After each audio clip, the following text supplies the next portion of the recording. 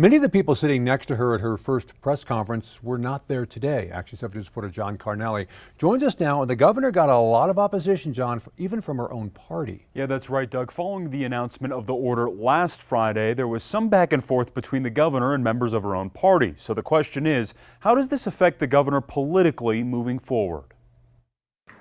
I think part of the governor's rationale was to spark a national debate on this issue because she had to know she was going to take a lot of political heat from local New Mexicans. Much of that political heat for Governor Michelle Lujan Grisham coming from members of her own party, including Bernalillo County Sheriff John Allen. It is quite irritating for me to see how this 30-day ban completely overshadowed the robust conversations that we had with the governor in the office on what we are going to do to curb gun violence and for people to stop being victims. Other high-profile Democrats like Bernalillo County District Attorney Sam Bregman, U.S. Senator Martin Heinrich, and Attorney General Raul Torres all said the order was unconstitutional. Because I have a superseding obligation, a larger obligation to uphold the Constitution, I felt it was necessary to put my position in writing and inform her specifically that we wouldn't be defending the action. The governor responding to her own party members in a statement to Sheriff Allen saying, "I don't need a lecture on constitutionality from Sheriff Allen. What I need is action." And she also attacked Torres's record when he was a district attorney.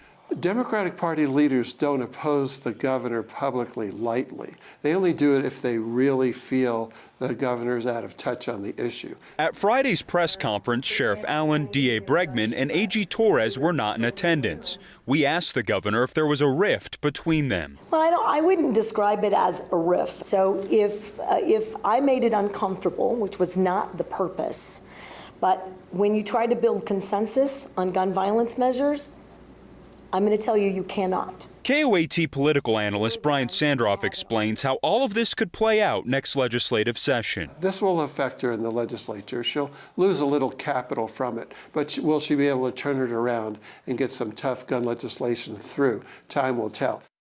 And as we know, some members of New Mexico's Republican Party have started drafting articles of impeachment for the governor.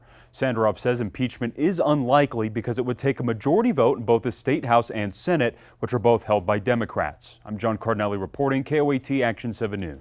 Now, for impeachment proceedings to happen, our lawmakers would have to be in session, but that does not happen until January.